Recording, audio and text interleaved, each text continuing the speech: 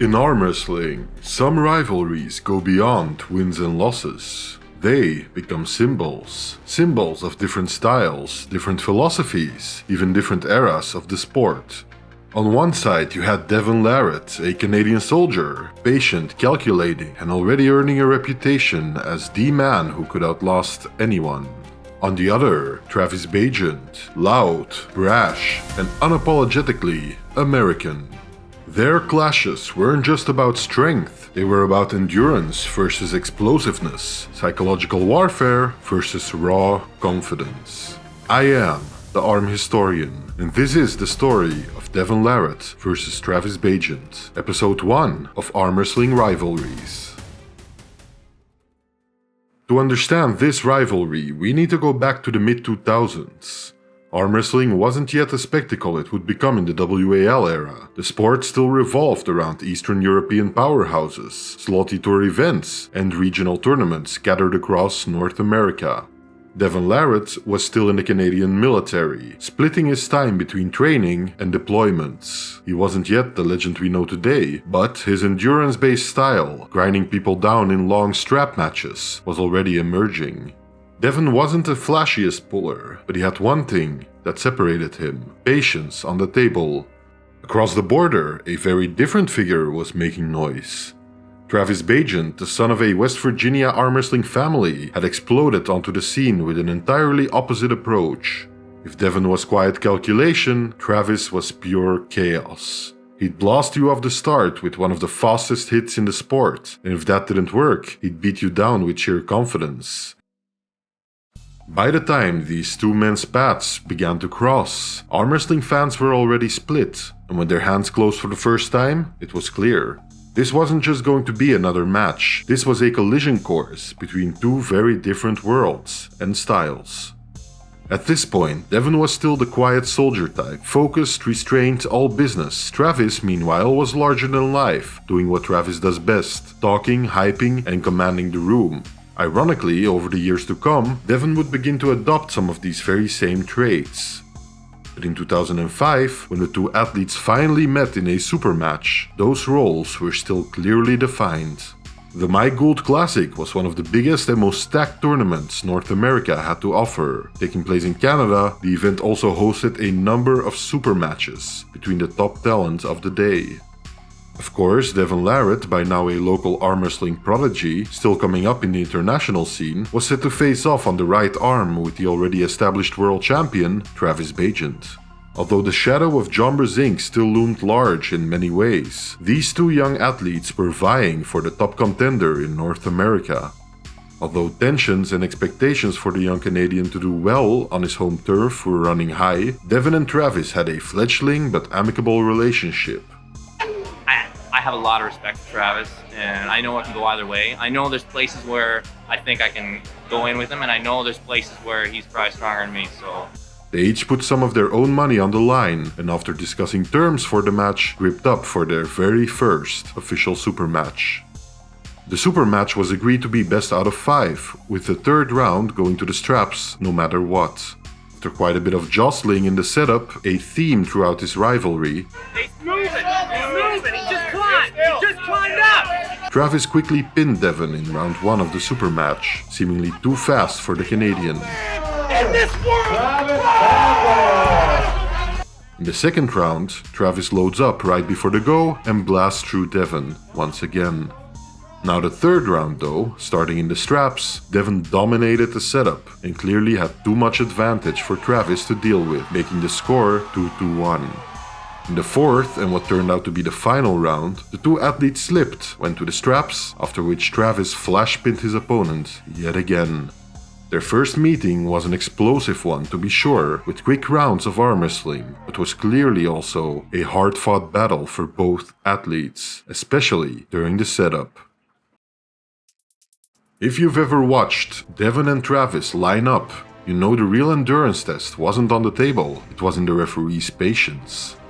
Their setups often lasted longer than the matches themselves.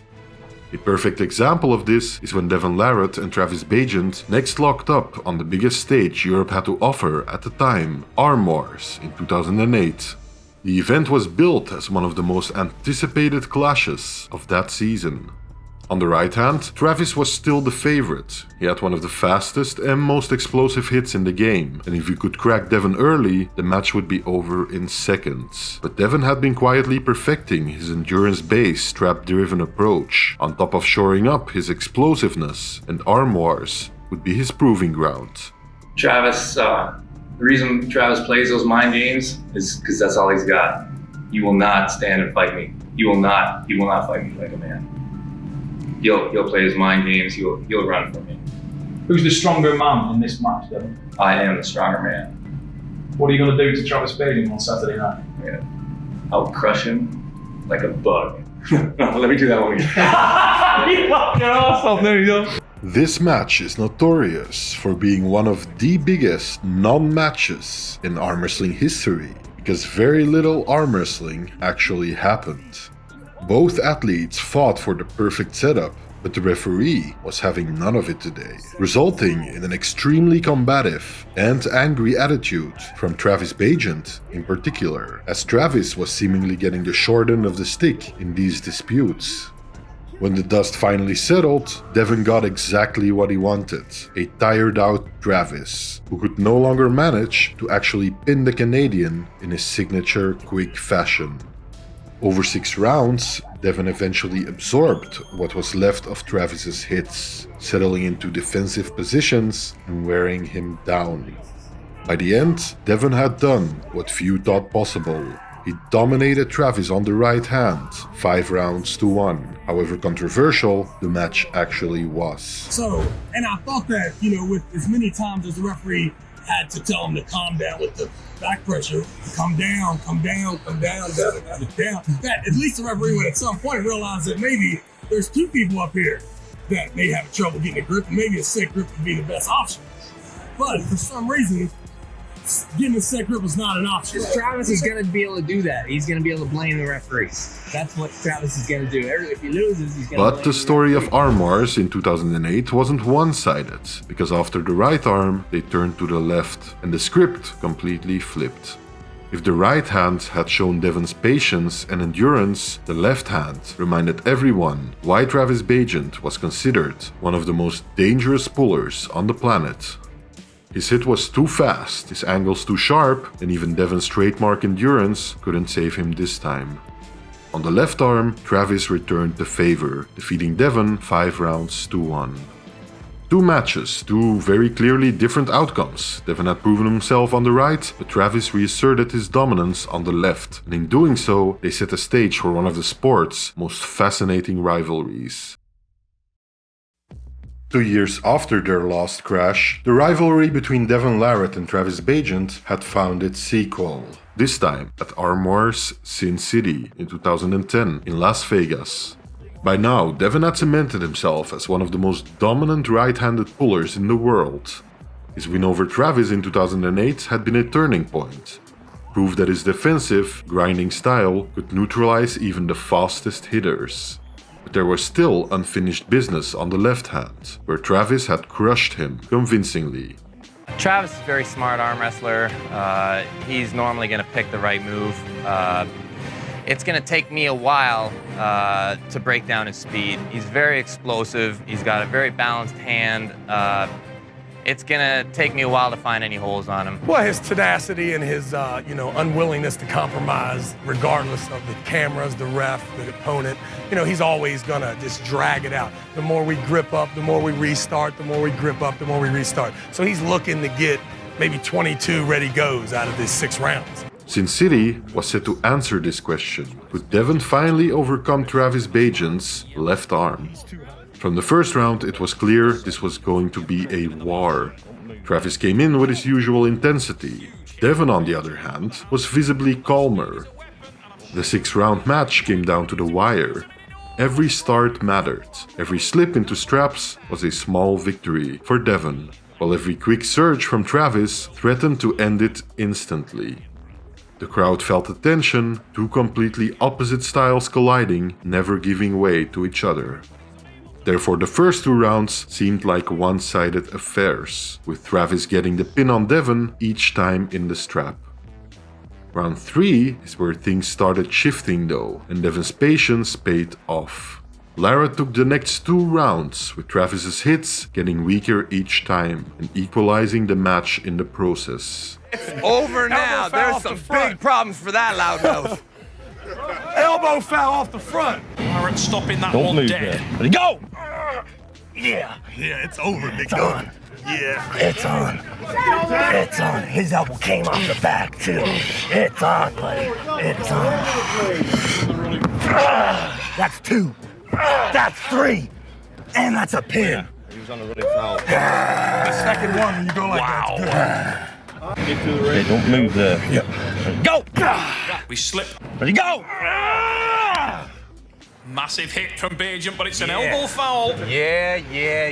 Ready, go! Yeah, it's over. Good man's guy. Nice. Son. In round 5, Devon stopped Travis's hit and won the round. The match was essentially over, since in order to maintain his Arm Wars belt, Devon only had to tie the match. The 6th and final round, therefore, was not that important, but was eventually won by Travis after smartly drawing out the double foul from Devon. For the first time, Devon Larratt had kind of conquered Travis Bagent on the left arm, and in doing so, Devon established himself as one of the most complete pullers in the sport at that time. But this match also captured the essence of their rivalry once again. Travis was never truly out. His speed and explosiveness meant he was always one surge away from victory. Devon, in the meanwhile, thrived on chaos now, adapting, enduring, and finding a way to win against overwhelming pressure. This razor-close 2010 Showdown wasn't just another win on Devon's resume. It was proof that their rivalry was more than just strength versus strength. It was philosophy versus philosophy, playing out one round at a time. Now, sometime after Sin City, the rivalry took a new turn at the UAL Backyard Brawl in February of 2011. This event arrived at a different point in both men's careers. Devon was sharper now, more confident. Travis, still powerful, was juggling the spotlight and the grind of constant competition along with his regular life outside of arm wrestling. The match was arranged only 4 days in advance, and Travis came off a recent battle with the Leviathan Richard Lupkes. Their right-hand encounter that night was decisive once again. Devon won 3-0, and it was not a squeaker. The rhythm of the match showed an evolution from their earlier days. Devon's setups were faster, his hand dominance more immediate, and his transitions from defense to offense far cleaner. The 3-0 on the right hand made a statement. Devon was no longer just an endurance specialist. He had become a complete right-hand puller, capable of neutralizing Travis's early strengths and finishing before the match ever reached the chaos Travis seemed to thrive on. But rivalries aren't just decided by one hand, as we've noticed before. Later that night, they met on the left, and here the old pattern reasserted itself. Travis took the left 3-1, showing that despite Devon's overall improvement, the left-hand dynamics still favored Bagent's explosive style, although the match was still relatively close. After their super matches, the two athletes spoke highly of each other. Not good enough 100% and showed up 80% and wasn't even in the same world. Yeah, I felt immediate pain, like as soon as he clinched down, and he's got it, man. I don't know how that guy's got a grip like Richard Lupke's, endurance like him, and he's got all the levers and levers, and I tell you, his right arm is pretty stupid right now. And it's a shame too, because if my right arm is at its best, I can really make it interesting. But not tonight, that's for sure. I think it was pretty similar. He beat me today, but I think maybe I was just a little bit different. Maybe I came down a tiny bit, maybe he came up a tiny bit, but it's close. By the mid-2010s, arm wrestling was undergoing a transformation. The World Arm Wrestling League was pushing the sport into a new era in North America. Big lights, loud crowds, and fast-paced production aimed at satisfying American audiences. And if there were two men who seemed tailor-made for this new stage, it was Devon Larratt and Travis Bagent. Both men entered WAL already a world champion, but what made Devon stand out here wasn't just his endurance on the table, it was his growing ability to play to the crowd, much like Travis Bagent always did before, mixing psychology with performance. His exuberant and combative presence made it so he could match Travis's raw energy on as well as off the table. And Travis? Well, if the WAL was looking for entertainment, he was their goldmine. No one in arm wrestling history could hype a match like Travis Bagent. He trash-talked before, during, and after matches, turning every bout into a true spectacle. He wasn't just pulling his opponent, he was pulling the crowd in. In some ways, their WAL clashes weren't about settling who was better anymore. That question had been answered over the years, with Devon steadily pulling ahead by now. Instead, what kept fans watching was the dynamic and incredible chemistry between the two athletes. They gripped up a few times in the tournament era of the WAL, like in 2014 at the World Arm Wrestling League in Atlantic City, where Travis took the win over Devon on the left arm in the overall division. After this though, although it was already somewhat happening, Travis's focus seems to have largely shifted away from arm wrestling and more towards his family. The two would never meet again in an official super match. Of course, their rivalry didn't just play out on the big stage. Over the years, Devon and Travis faced each other countless times in practices, seminars, casual exhibitions, and even the odd tournament. In these moments you could still see their personalities shine through. Travis, loud, confident, never missing a chance to remind Devon he was still the greatest left-hander alive. Devon, on the other hand, always laughing, always experimenting, using Travis as the perfect test subject for his unorthodox techniques. It also becomes clear quickly that these two men clearly like each other and have a great deal of respect for each other as arm wrestlers. So, at the end of the day, how did these two athletes actually measure up? On the right hand, Devon was clearly superior. He won convincingly in 2008 and 2011, establishing himself as the more complete puller on that arm and evolving past Travis at a rapid pace once the big American had hung up his strap. On the left hand though, Travis held his ground. Although Devon managed a huge win in 2010, Bagent's victories in 2008 and 2011 cemented his reputation as a true left-hand monster. And if you ask me, give him the edge on the left arm in this rivalry. If there's one thing these two gave us more than epic matches, it was endless setup time. And as arm wrestling fans know, sometimes the battle to get a fair grip is the most entertaining part of a match. Not always though. Devon, the strategist, the grinder, the man who could adapt mid-match and break opponents mentally. Travis, the raw powerhouse, the trash-talking showman who could win or lose, but never without making it unforgettable. Together, they gave fans a rivalry that spanned years, but maybe the two grew to be more alike than they had ever foreseen. This was Bagent vs. Larratt, one of arm wrestling's most balanced and entertaining rivalries to date. But their story doesn't end here, of course. If you want to see a full career breakdown of Travis Bagent, I've already made a Rise and Fall episode on him. And as for Devon Larratt, I've got a complete career documentary that covers his rise to global stardom. Links are in the description. Stay tuned, because this is only the beginning of the Rivalry series, where we dig into the greatest ongoing battles in arm wrestling history. As always, a major shout out to all the armies and finger folks, I greatly appreciate you. Arm Historian, out.